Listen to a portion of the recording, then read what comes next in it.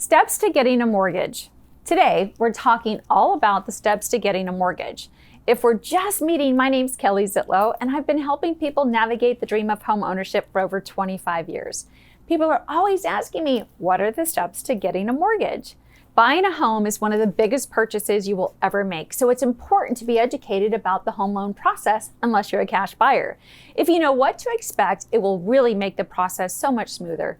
So here we go. Step number 1, complete a mortgage application. You can find a mortgage application with most mortgage lenders across the country. Many of them have either the ability to do the application over the phone, or the majority of lenders today have a link on their website that will allow you to quickly complete your mortgage application.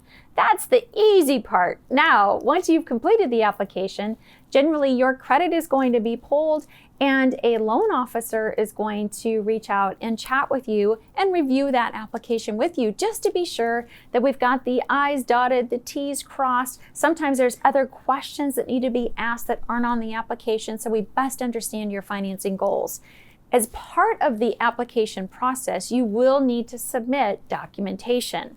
Now, depending on your loan type, sometimes a lender is going to need 1-year federal tax returns, sometimes 2 years federal tax returns, sometimes just W-2s. And if you're self-employed, the lender is going to need to have your 1 or 2 year tax returns together with the 1099s and other documentation.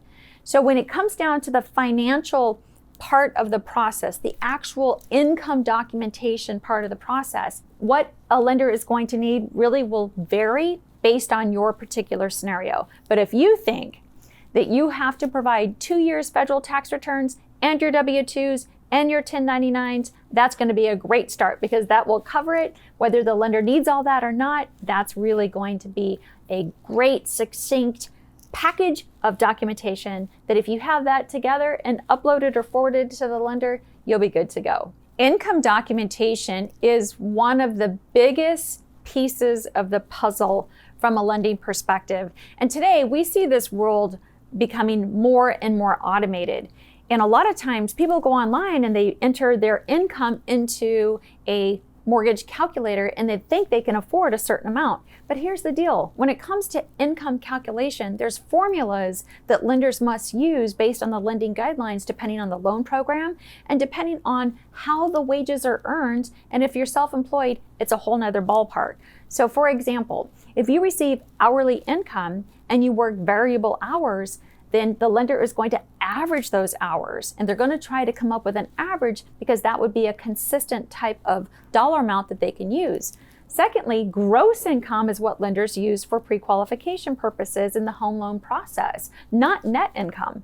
But really, net income is what you put in your pocket. So there's a little disconnect there about what people think that a lender is going to use with regard to the usable income from the loan approval process versus actually the income that they enter into these mortgage calculators. So just talking with the lender, you're going to get a good sense of the type of income you receive and what the lender is going to need from a documentation standpoint to be able to get you through the pre-approval process. All right, number 2, getting your pre-approval letter. Now, once you have completed your mortgage application, your credit has been pulled, you've provided all of your documentation, and this is really important, you've had a discussion with a mortgage advisor, a loan officer, somebody that is listening to your story. Again, today with technology, people think that they just go online and push a button and you get a pre-approval letter, but that is not setting you up for success because unless you're talking to a human that is actually listening to what your financing goals are, they're looking at your overall financial situation, how much money you have outside of the down payment, the closing costs, what other real estate do you own, what other debts do you have children that are getting ready to go to college, do you have medical expenses that you know are preset that you have to pay. All of this stuff will really impact your strategy. And so yes, technology is fantastic and we leverage the heck out of it, but it will never replace the actual human being talking with you about your loan financing goals. Once all of that is done, then you're going to get your mortgage pre-approval letter that's going to stick and it's going to be the right strategy for you as opposed to just a computer-generated pre-approval letter. 3, what happens after your offer is accepted and you go under contract? All right, this is when it starts to get exciting. So now your offer on that home has been accepted. Your real estate agent is going to forward the fully executed purchase contract to your lender, and that's going to be go time for the lender. So at that point, the lender is going to go out and do a variety of things to pull together all the right information. They're going to send you a list of any documentation that you're going to have to update that may be outdated by the time you get under contract. They're going to verify the property address, the terms of the contract, and they're going to prepare a finance analysis for you that's going to show you what interest rates are currently at that point in time and buy down interest rate options or a variety of different mortgage options that are available to you based on that original loan conversation that you had about what your goals are. Once you've firmed up your loan term and your interest rate, the lender is going to lock in that interest rate, and you're going to receive your initial set of loan disclosures come to you in most cases via some type of electronic email delivery system. They're going to be secured. Be sure you're watching for your email. And if you have any questions on those documents, feel free to reach out to the lender and just run through your questions and do it early on in the process. What we don't want is for you to have these questions lingering for the next 3 weeks, 30 days, 45 days, whatever that close of escrow timeframe is. We don't want questions out there lingering and just clogging up your brain. We want to address it, get you set on your home loan process, and be sure that we're moving you along in a smooth, efficient, and educated manner. Now you're under contract, and this is kind of a dual approach. So remember, I mentioned that the lender over here is putting together your loan numbers, locking in the interest rate, sending your initial set of loan disclosures, while your real estate agent is coordinating your home inspection. And generally, these two functions are happening parallel. Lots of moving pieces in the home buying process. So your real estate agent will contact and schedule your home inspection. Your home inspection is a prepaid cost that generally has not been accounted for in what your lender has put together for the rest of the closing cost. You will pay the home inspector at point of sale, meaning that when they're on the property inspecting it, you will provide payment to them. And that will range depending on the property size, the location, etc. So your real estate agent will be able to give you a general idea of what a home inspection costs. I would say it's safe to assume anywhere from $400 to $700 for a home inspection. And again, that's a prepaid fee paid directly to the home inspector. Now that home inspector is going to give you a very, very extensive report. And what they're looking for is to give you any red flags about this property. The home inspection is done during the due diligence portion of the purchase contract. So every purchase contract across the nation is going to have a different time frame to allow you to do this due diligence. In most cases, we see a 7 to 10 day calendar day time frame, and that's when this home inspection needs to be done. Let's say that there are some things that come back on the home inspection, then you will work with your real estate agent in potentially requesting that those items be addressed by the seller or repaired by the seller, or maybe you're purchasing the property as is and you won't be asking the seller for any repairs. But the home inspection is key because this is the time where you're going to be educated on the structure of the house, if there's any red flags, and if there are and you're not comfortable, this is the time where you would talk to your real estate agent and consider canceling that purchase contract. But if these are minor things, just know that there's no perfect house out there. So if these are minor things that you can live with, then we're going to move forward with the process.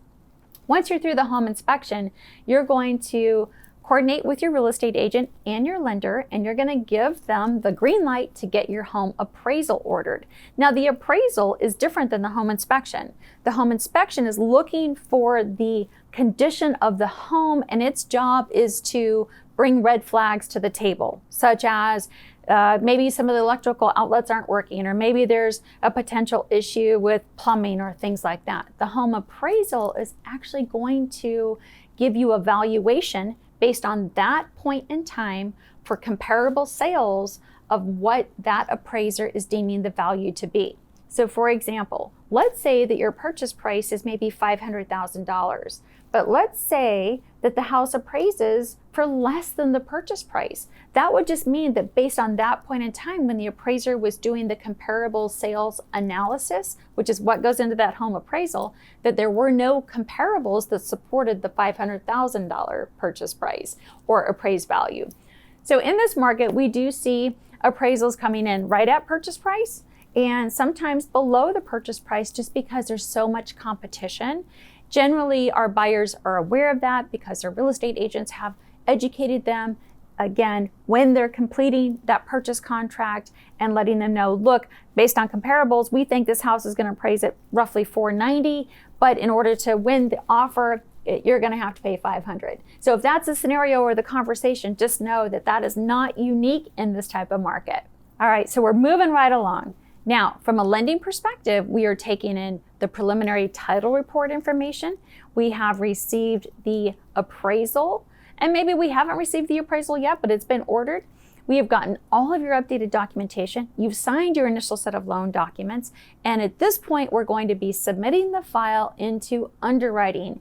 Loan underwriting is the part of the process where a human being is actually the loan underwriter, and their job is to review all of the documentation and the loan program and make sure that your loan meets the lending guidelines. And so they're going to review everything. Now they may come back and say, your loan is approved with a few conditions, which is the majority of what we see.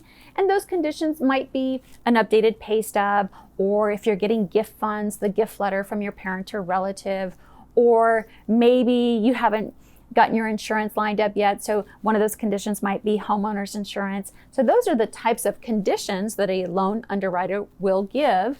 Once all of those conditions have been met, then the loan underwriter is going to give you final loan approval without any prior to document conditions, which just means that you're ready to move into the closing process. So when I talk about the closing process, this means that the lender, as well as the title company, is preparing to have you sign your final loan disclosures. But there's a few things that happen to get ready for those disclosures. One of which is a federally mandated form called the closing disclosure. Now, the timing of this disclosure is very, very important because it must be signed 3 days before you sign your final loan documents. Now, your lender will be communicating that with you. A lot of times we're saying, okay, hey, your closing disclosure is in your inbox. Please hop online, go ahead and acknowledge receipt.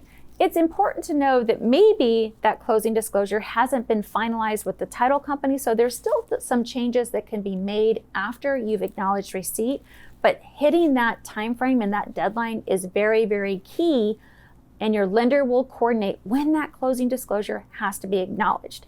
That way you're on track to close on your closing date. From the time you've signed your closing disclosures, generally your lender is now preparing your actual final loan documents, and they will be sending those to the title or escrow company. The title and escrow company is the entity that actually will be contacting you to schedule a time to sign your closing disclosures. Not the lender, it's generally escrow and or title that is the company that's going to be reaching out to you. They're also going to be the entity that you're going to be wiring or getting a cashier's check for your closing funds. So that doesn't go to the lender. Again, that's going to go to the title company or the escrow company, depending on what state you're living in or purchasing real estate in. Once they receive loan documents from the lender, the escrow officer will be in touch with you to coordinate the signing of your final loan documents. Now, these documents have to be notarized, so keep in mind, in most cases, this is not done electronically. It's still done with a person that's going to be notarizing your documents.